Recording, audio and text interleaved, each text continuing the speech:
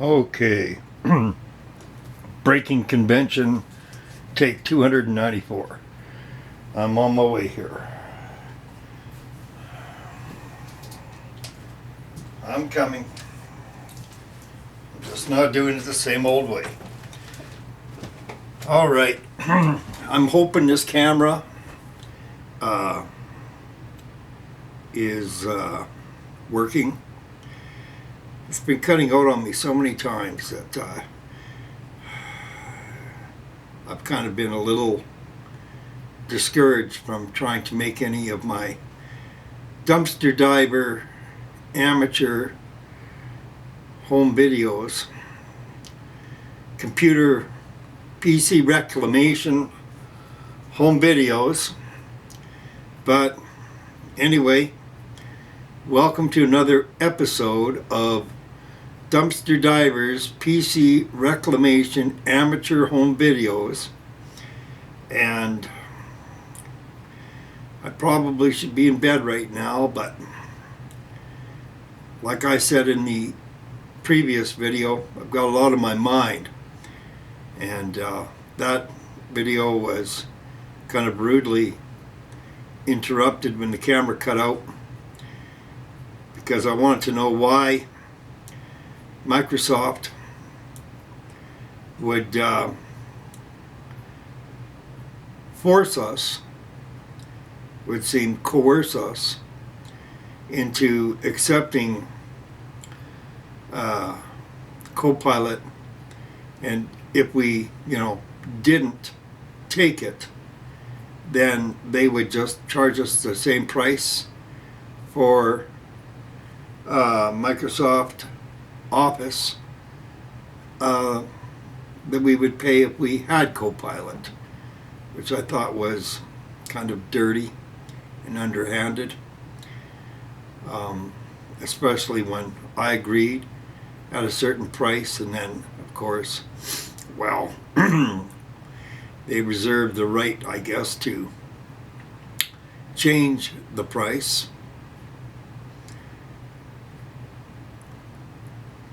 and charge me the same price it would cost me if I did include Copilot, even though I opted out for the Family Legacy program.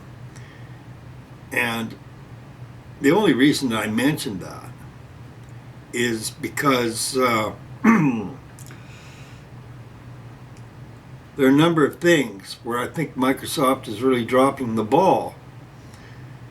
And one of those things is them dropping the ball on Intel's Turbo Maximum Technology 3.0. I mean, it's one thing when you're trying to install Windows 11 on a non-compliant system,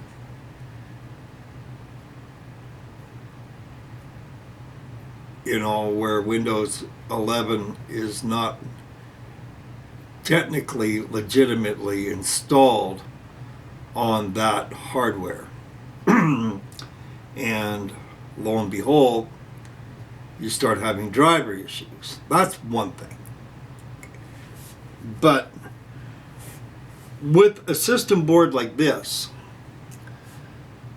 Windows 11 ready, you run the compatibility check on the system board, and Windows says, yes, your system is Windows 11 compliant, or, you run the compatibility check and it checks out.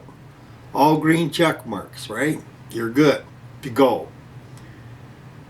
And then you find out that you have the same issue with your driver on the Windows 11 ready system that you had on the non-compliant platform you were using before. Well, then it's not ready. And Windows basically fed me a line It's not ready. And Windows can't find the driver for it. Windows can't fix it because the driver is integral. It's built into the architecture, and Intel's not fixing it. And I can well imagine what's going on there. You know, Intel is saying, well, you know, it's your operating system, you fix it. And Windows is saying, hey, listen, it's your CPU, you fix it. Now give us the microcode. That's kind of almost the best case scenario because, frankly, I don't even think they even care. I don't think anyone did that. I just think they dropped the ball and they don't care because, oh, well, that's an older system anyway. But it's supposedly a Windows 11 ready system. It's advertised as such. It was, and still is actually, right on the ASUS website. And when I run the compatibility check, I'm going to repeat myself, yes I am, it checks with Windows. You're good to go for Windows 11, says Windows. And they don't have the fix. Now, some of you probably don't know what a bang is, but when you go into Device Manager, a bang is when you get a little yellow triangle in the tree, for lack of a better word, that whole listing, and it, you know, branches off into all the subcategories in Device Manager. And you see this little yellow triangle with an exclamation mark in the middle of it. That's to indicate that this device is not working properly, that something is wrong. Okay? Now you can go to Intel's website, and Intel will tell you, oh, no. We just simply pulled the software for Intel's maximum, or whatever it's called, Turbo Maximum Technology 3.0. We just pulled the software. In fact, ASUS, you can't even get the software for the platform when you used to be able to. From ASUS, they built the board, you know, but they pulled it because there's a security issue with it. Elevation security issue. So because of that, there's no software available, but it still works. They would assure us. Pardon me, take a slurp of my coffee. Like I said, I'm breaking protocol here, right? Yeah. So today's video is brought to you by, hold on. Clean it off nice. By Vetroo. No, it's not. But I just thought I'd try that. Today's video is sponsored by yours truly. And I do not do any monetization. I don't sponsor. I'm not sponsored by anything other than myself. And that's that ensures that I can give you the straight goods and I can say what I think, what's on my mind. You know, I mean within reason. But yeah, I don't like having my freedom of speech controlled. I don't like my liberties jeopardized. I don't like being told what I can say and what I can't say. I'm a strong believer in freedom of expression as given our Canadian Constitution, which seems to be lacking teeth these days under the auspices of our very poor excuse for leadership in our Canadian government.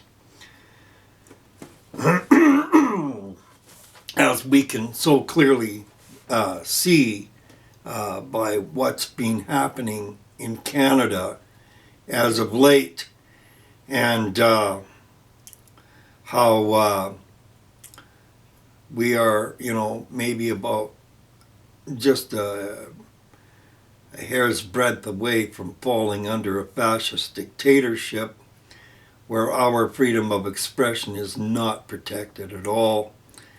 And if we say the wrong thing, we could wind up in a jail cell. Anyway, I need to get away from politics. Well, at least in that regard, because I am up against politics, PC builder politics here with Intel and Microsoft. But and I will get around to doing this unboxing on this 1,000 watt Vetroo power supply that I'm so happy to get because it's 80 plus gold certified. Actually, it's also platinum certified. It meets all the requirements for platinum. So it's platinum and gold, and it'll say so right in the front of it. So, and it's covered by a 10-year warranty, and it's pink. And because I live with 4 females, and 2 of them happen to really like pink, one of them is likely going to get this pink power supply. It's not going in my case. But in the meantime, I needed 1,000 watts for this test bench to test with. So I thought, well, kill 2 birds with 1 stone. 1,000 watt power supply to test with, and then when my wife is ready, or when my daughter is ready, we can move it into one of those pink computers, and they'll have a matching pink power supply in their pink computer case, and everybody will be happy. Although 1,000 watts is a little bit overkill for those computers, but I needed 1,000 watts for this, and the price was right. The price was right. That's why I bought it. I've been getting a lot of Vetroo stuff lately. They made a pink cooler, and it's surprisingly good. If you have the 2 fans on either side, the push-pull configuration, it works well. It's not quite as good as the Noctua in HD15, but it's getting there. It's pretty cool. It's like cool as in cooler temps. So yeah, I've been buying more and more of this. I don't even know if it's pronounced Vetroo or Vetroo, but I used to think it was kind of cheap quality at first, but actually it's not bad. The quality doesn't seem to be that bad at all. The cooler looked pretty good quality, and I don't know what this power supply is like. I haven't opened the box. Can you believe it? I haven't checked it out yet. I haven't taken everything out. But this is the title of this video is Consortium Ii, because I want to elaborate on this consortium thing. In fact, I was thinking of taking my Otvoc out and taking the camera and zooming in on the Google search to show you, the viewer, that the use of the word consortium is correct. It is called a consortium. It's a syndicate. And the people who are part of the consortium, and you can look this up. You can look this up. Type in the word Consortium TPM2, and you should be able to find it just with those 2 key phrases. You should be able to find it in your search. It really is called the consortium, and the consortium consists of about 500 or so groups. Big boys, most of them, IBM, Cisco, AMD, Microsoft,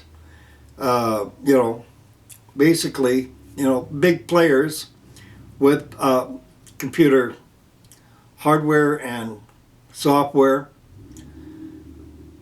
all agreeing on this TPM2, which we know for over a decade, well over a decade, we might be going on to 12 years here now, has been consistently proven to be not that good, not secure. Security keys have been stolen time and time and time again on both TPM1 and TPM2. TPM is not a very secure way to protect your computer. But they insist, and you have to ask yourself why. Why would they insist on TPM2? Well, let's take a look at this. The X99 platform that I purchased, the CPU, the 6900K, was released in 2016, May, I believe, of 2016. Okay, and Windows 11 was released, I think it was January or February of 2021. Okay, so we're looking at 5 years, right? Not even 5 years, not even 5 years. And lo and behold, the release of that operating system rendered my system obsolete. Not even 5 years. For some people, it's not even 3 years. They buy their computer from the store, brand new, and Windows 11 has made their computer obsolete, 3 years after purchasing the computer, because they don't have TPM2 on their computer, so their computer is not valid. It's not compliant. And so when Windows 10 ends this October of this year, they will no longer have a supported operating system from Microsoft. That's how Microsoft operates. So $3,000 Canadian, right, system, that's the chip and just the system board. Not even 5 years, is invalidated because Windows says so. Run out and buy another computer, right? Well, now multiply that over the hundreds of thousands of people, millions of people who use Windows. Wow, that's going to make a lot of people run out and buy hardware. So who benefits? Who benefits, right? I think we know the reason why they're doing it. It certainly isn't for your security. All right, they don't care about your security. All right. In fact, the security in your BIOS, their secure boot, that's not for you. That's for them. All those security features, that trusted platform module. What do you think that trust issue is all about? Do you think it's because you trust them? No, it's because they don't trust you, and they want to cover their assets. All right. So so you can't hold them legally liable for anything. That's what that's all about. And really, I want you to think about something, because I meditated on this whole security thing.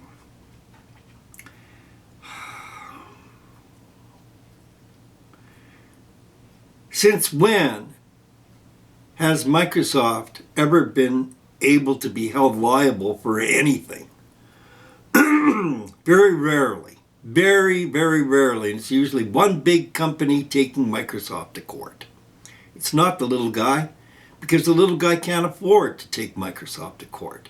Okay, so you get this warning from Microsoft saying, well, if you don't install our operating system on a Windows-ready platform, you do that at your own risk. It's your own liability. Well, my reply to that is, so what?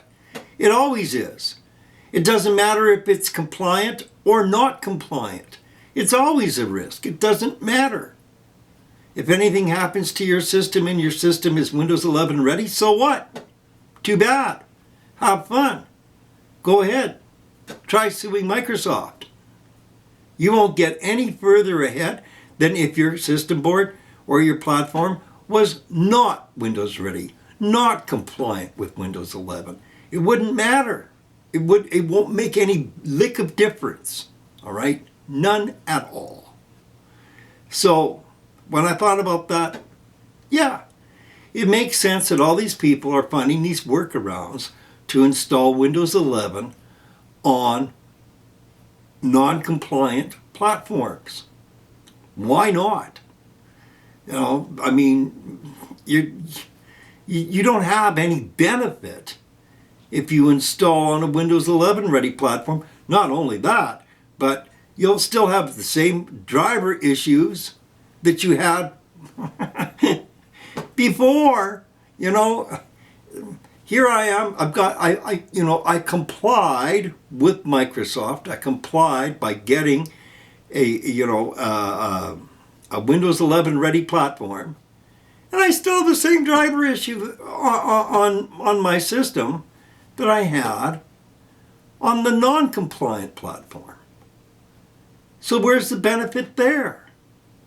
It's not. The only benefit there is the hardware manufacturer who gets more money because I had to run out and get another system board and another CPU, right? So yes, Intel's part of the consortium. It's a syndicate. It's a scam, is what I'm trying to tell you. If you don't want Copilot and you don't want AI and you can work fine without those things, you don't need it. And one would think that if Microsoft cared about their users, they would have, an alternative. It's not like they don't have money. It's not like they can't afford to do it. But they could offer an alternative operating system, Windows 11 Legacy. For people who want to use their older computer with Windows 11, maybe not including some of the features that come with the newer, state-of-the-art, bleeding edge, because not everybody wants Copilot. Not everybody wants these new features that come with Windows 11. Not everybody's going to use them. But no, they're not going to do that because they want to manipulate you and control you. And it's like Steve Jobs saying, and he did say this, by the way, we will tell you what you need. See, so I have to ask myself, is that what a conscionable company does? Because it seems to me that a conscionable company would do some market research and they would say, what do the people want? What are they looking for? What is actually meeting their needs? And, what are they keen on? I think a conscionable company would do that. In what way can we serve the public better with our product? I mean, given the laws of supply and demand, it seems logical. It seems sensible. But no. They are actually creating the need and then telling you you need it, and whether or not you want it, you're going to get it. You know, we will tell you what you need. You don't tell us. And that strikes me as a little tyrannical, and it really makes me wonder about, you know, who do these guys think they are? Because, you know, as a PC user,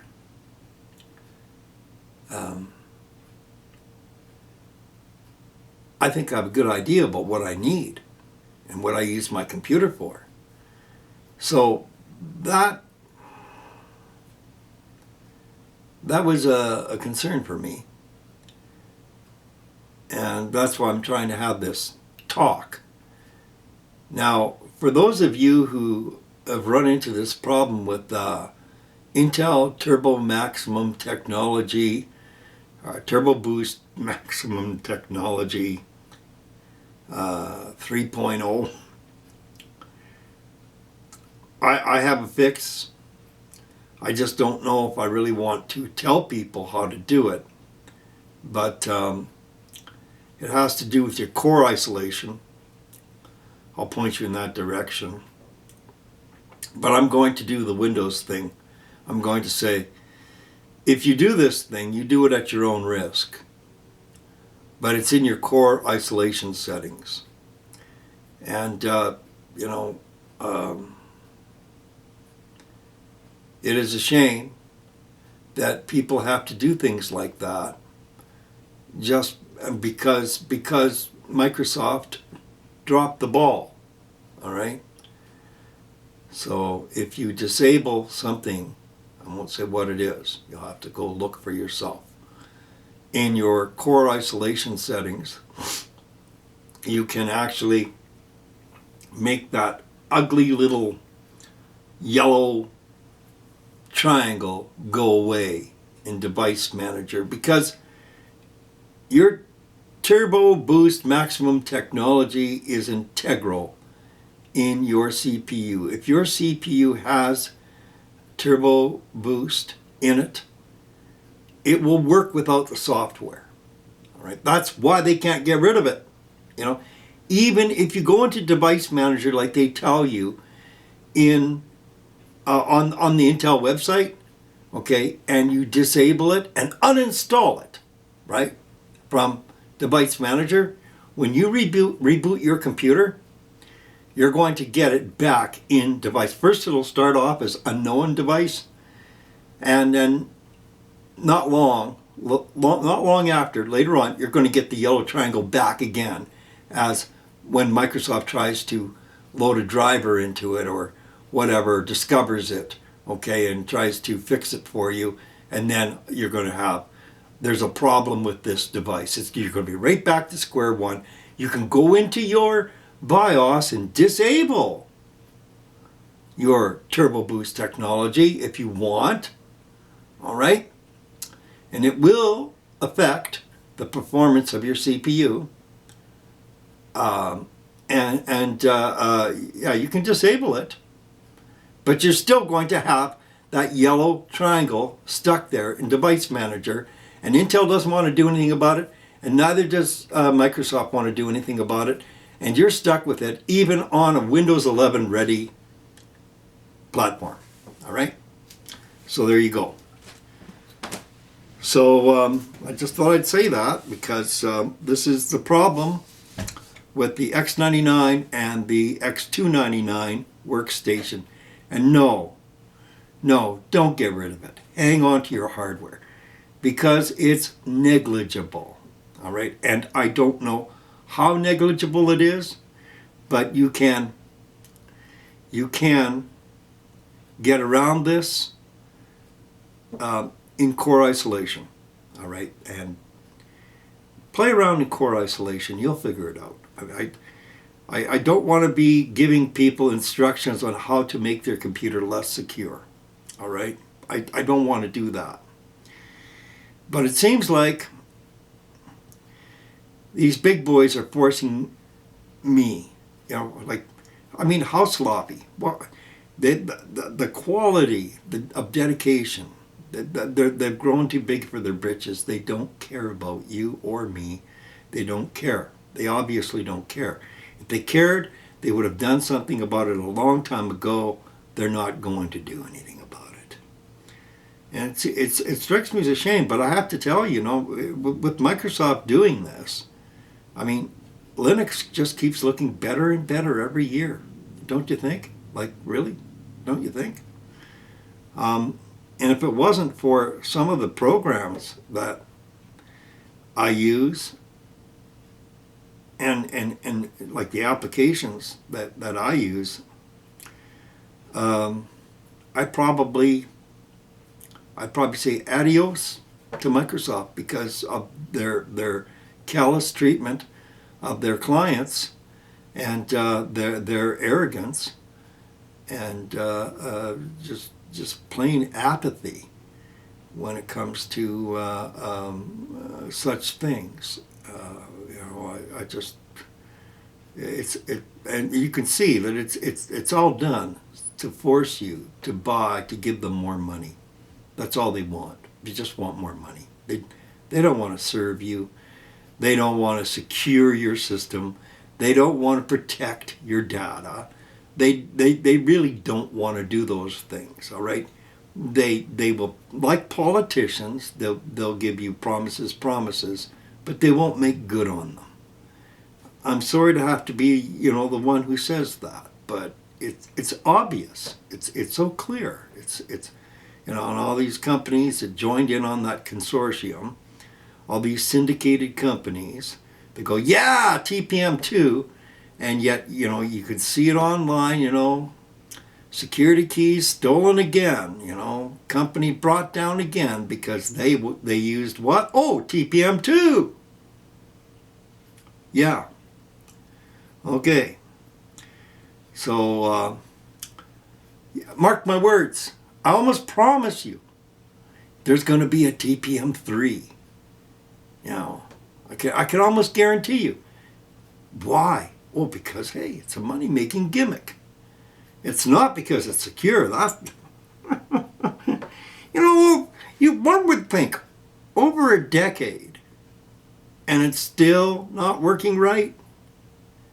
Face it, it's broken. Try something else. Anyway.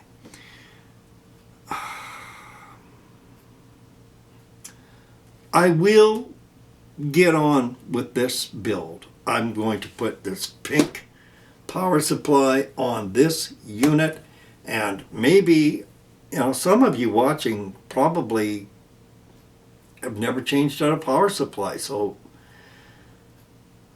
unlike some of these PC builders, with overhead cameras and everything, and they can actually show you a lot easier, I'll have to be moving the camera around and giving you the amateur approach to it all. But I would like to show you how to swap out a power supply. Just think of this as a system board, not as a test bench. It's basically the same thing. Actually, this is a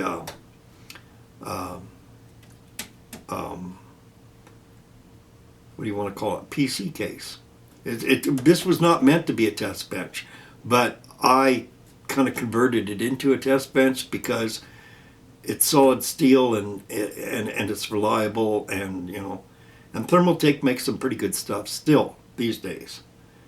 That was the other thing on my mind is it's just incredible how used to be you could go on eBay and you could get a computer case, used computer case for a song. All right, and the only expensive part about buying it would be basically your shipping. Not anymore. No. Computer cases now are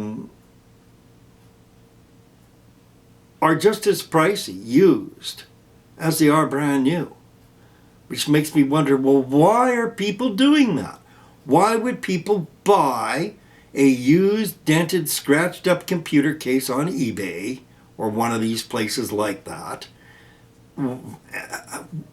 Why would they do that when you can buy a brand new computer in the same tier for the same price or even less? And the answer is because they don't have the same features. They don't have this. They don't have the front bays. They don't have the same integrity. The steel, the quality, the integrity of build. They basically these days, you buy a modern PC case, unless you're willing to pay like $400 or $500, you know, you're going to get, I mean, there's shipping involved in that cost, but if you're not willing to pay like $400, you probably won't get much of a case. You'll get a steel box with some glass and maybe some RGB. There's nothing there. No front panel access hardly to anything. Controls.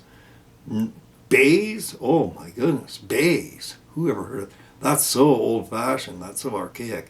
Listen, I'm going to tell you something. For those of you who are still viewing this, front bays, if you're into utility, if you don't want your computer to look like a discotheque, okay, and your main directive is utility, front bays are a must. Front bays, you don't have to use a CD, DVD, ROM. You can put different kinds of fan controllers in. You can use front access to USB-C and all these different types of USB that they have these days. Okay, you can use your front bays for hot swappable drive bays. You can use, like, there's so many different things that you can do for utility if you have front bays. But if you don't have front bays, well, basically what you have is a wall with some pretty colored fans behind it. And you can't really personalize or modify or make your PC, the way you would like it to be. But front bays give you so many options to do that, to actually personalize your own computer and build it the way you want it to look and to perform. But I guess utility doesn't really matter that much to people.